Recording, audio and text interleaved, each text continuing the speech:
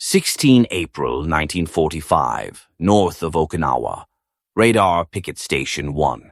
The sea that morning looked ordinary. Gray chop, low clouds, a few white caps.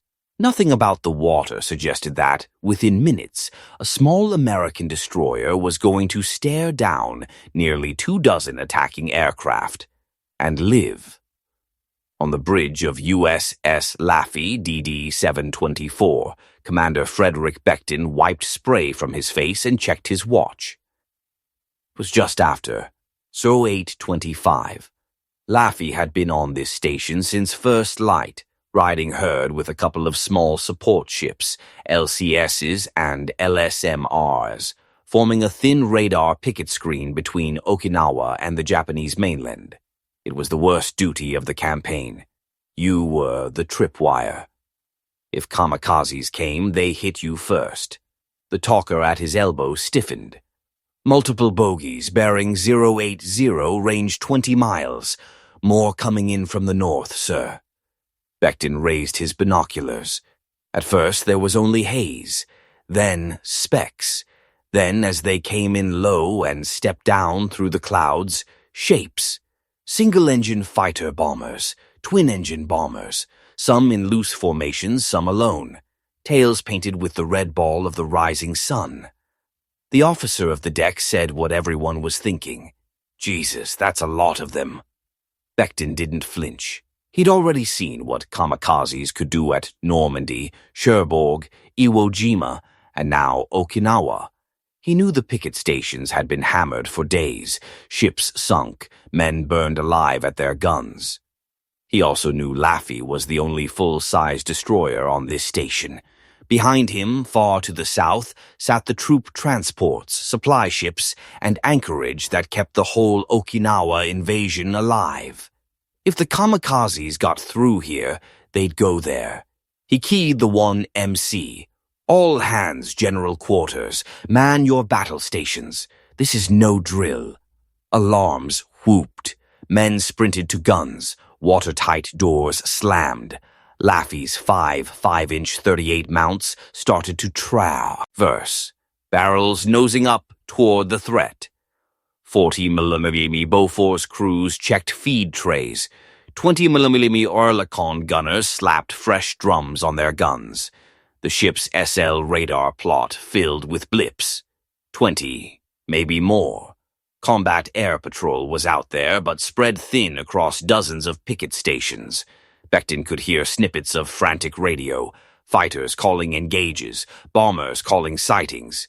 But against this many, some were going to get through. He made a decision.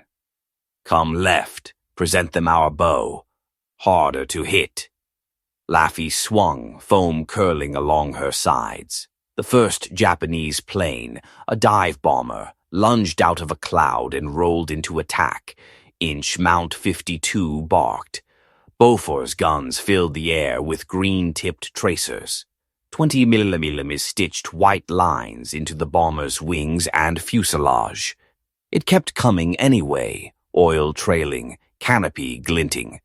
At the last second, it shuddered, lost lift, and cartwheeled into the sea off Laffey's port side in a tall gout of spray. No time to cheer.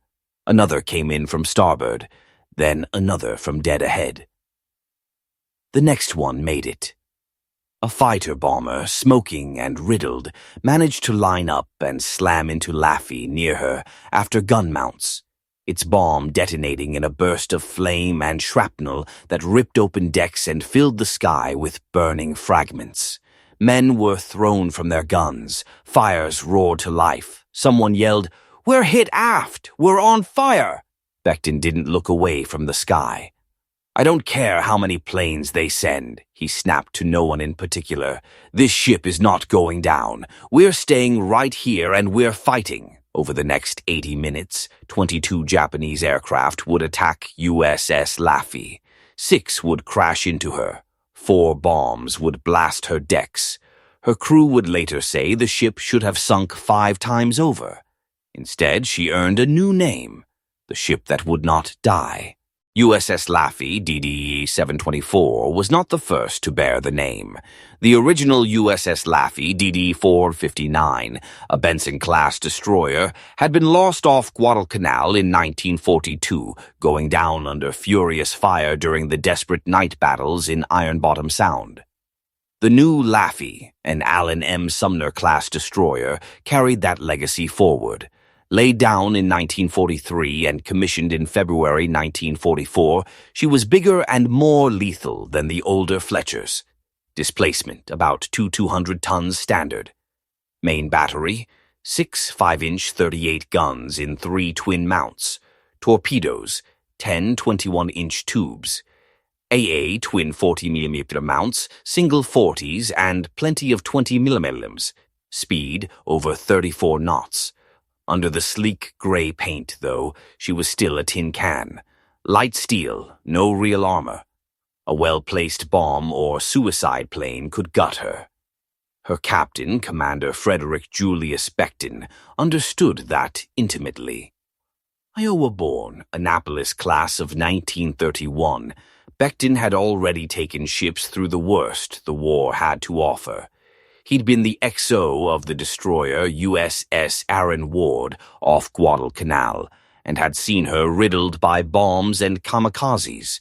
He'd commanded Laffey in the Normandy landings, pounding German shore batteries at Utah Beach and at Cherbourg, where coastal guns bracketed the ship with heavy shells.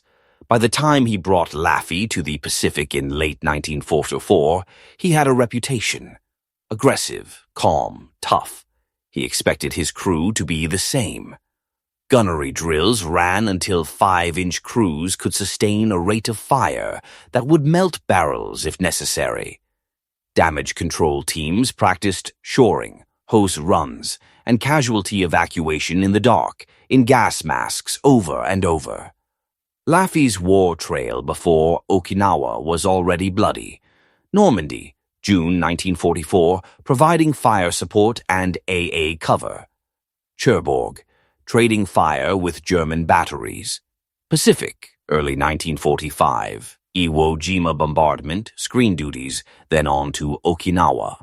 By April 1945, the destroyer and her crew were hardened veteran. Seas. What they were not prepared for, what no one really was the full fury of the Japanese kamikaze campaign at Okinawa. The Japanese High Command knew they couldn't win a gunnery duel with the U.S. Navy anymore, so they turned airplanes into guided missiles. The U.S. response was the Radar Picket System, destroyers and small support craft thrown in a ring 50 or 70 miles out from the main fleet, acting as early warning posts and, in practice, sponge targets. Laffey joined that ring. On the 16th April 1945, she took up position at Picket Station Wowon, just north of Okinawa. Becton knew the odds. Ships on picket duty were being hit, sometimes multiple times a day. Some sank within minutes. Others staggered home, burned and bent. He could have treated the assignment as something to be endured. He didn't. As he briefed his officers that morning, you can imagine the tone. We're the shield. The planes come for us first. If we hold, the carriers and transports behind us live. If we break, they burn. Just after 0825, Laffey's radar screens lit up like a Christmas tree. Multiple formations, different bearings and altitudes, all closing. The first attackers came in like professionals.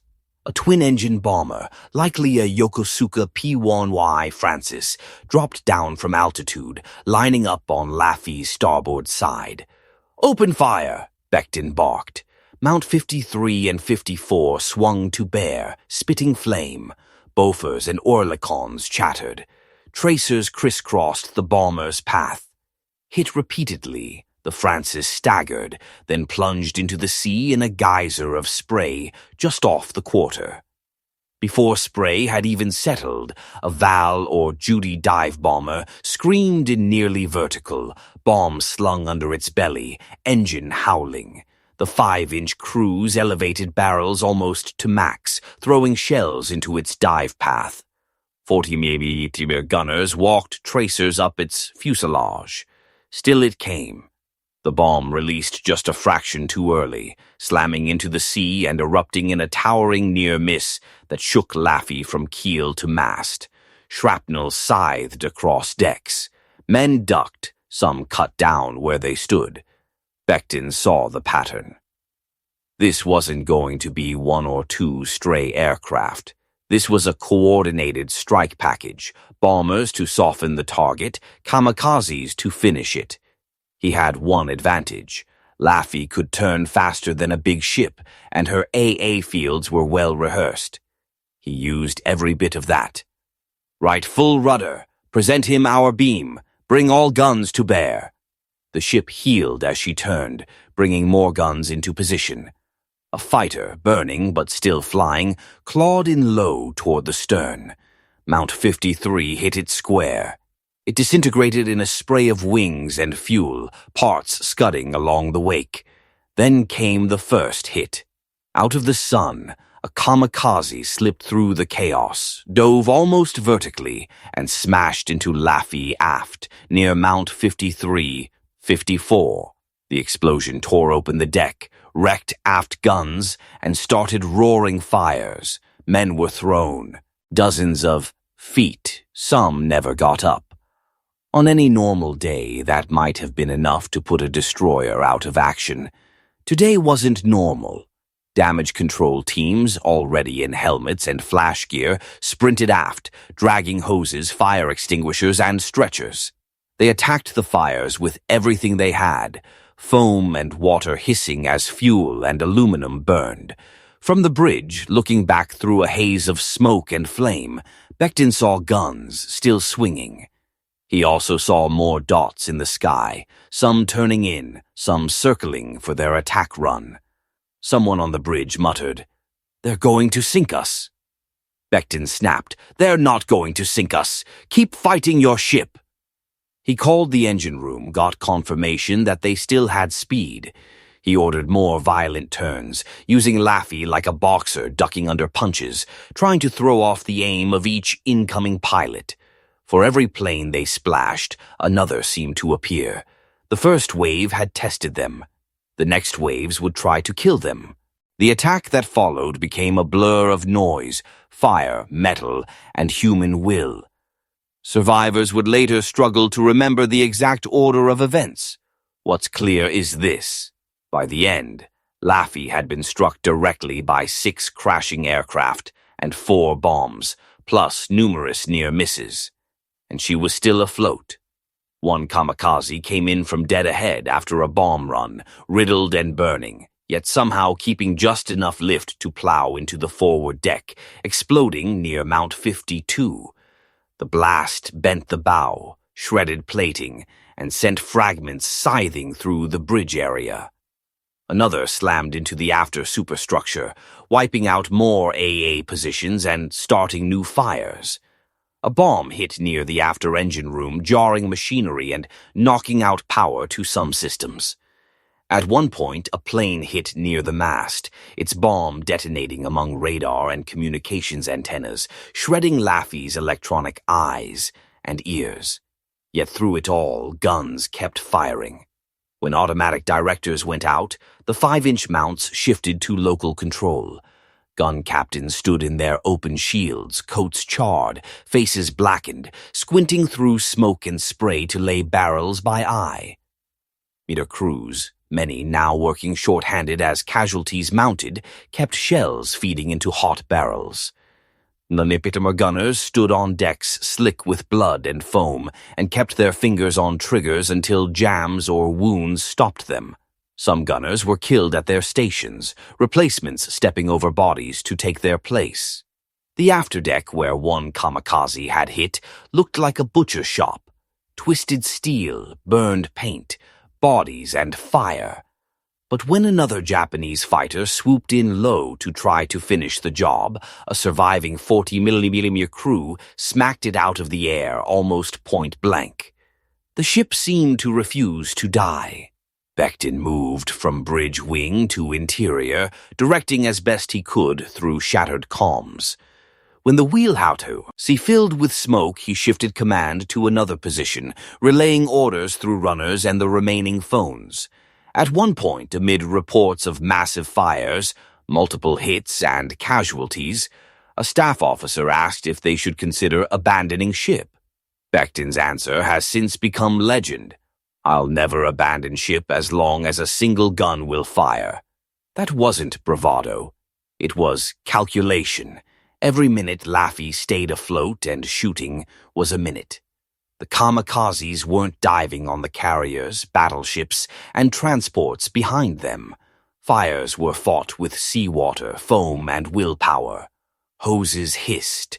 Men with beat-up faces and bandaged heads went back into smoke-filled compartments to pull out the wounded. Below decks, engineers and machinists worked by emergency lights and flashlights to keep steam up, fuel flowing, and pumps running, even as compartments flooded and bulkheads groaned. Up top, the battered destroyer's profile had changed. Mast twisted, superstructure hold, some guns silent. But her silhouette was still there, still turning toward each new threat, still coughing tracers and shells into the sky. Over roughly 80 minutes, Laffey faced 22 enemy aircraft, kamikaze impacts for bomb hits. When the last attacker finally turned away or fell, the picket station was littered with wreckage, Japanese and American. Laffey looked like a sinking ship, but she wasn't sinking. Her watertight integrity, though badly compromised, had not failed everywhere. Her crew had stopped progressive flooding. Fires, while still burning in places, were under control. The ship that would not die had taken a punishment that should have put her under in minutes, and was still there to talk about it. In the immediate aftermath of the attack, Laffey's decks were a nightmare. Men lay dead. More than 70 were wounded. Some parts of the ship looked like they'd been chewed by a giant, yet her hull still rode on the swells. Her engines, battered but functional, could still turn her screws. With assistance from nearby support ships and eventual escort back toward safer waters, Laffey limped away from Picket Station 1 in the days and weeks that followed as the crew cleaned blood from decks and welders patched emergency plates over wounds. The full story began to spread. A destroyer hit by 6 crashing planes and 4 bombs at Okinawa. And she didn't sink. Back in the States, the Navy took notice. For her actions off Okinawa, USS Laffey received a Presidential Unit citation. Commander Frederick Becton was awarded the Navy Cross for his leadership under fire. When the war ended, Laffey didn't go straight to the scrapyard. She served into Korea, then was eventually decommissioned. In the 1970s, instead of becoming razor blades, she was saved, from death this time, by veterans and preservationists. Today, USS Laffey DD-724 rests at Patriots Point in Mount Pleasant, South Carolina, as a museum ship. Visitors can walk her decks, stand on the bridge where Becton refused to give up, look up at the superstructure that once burned under kamikaze impacts, step into 5-inch mount interiors and imagine shells slamming home as planes dove in.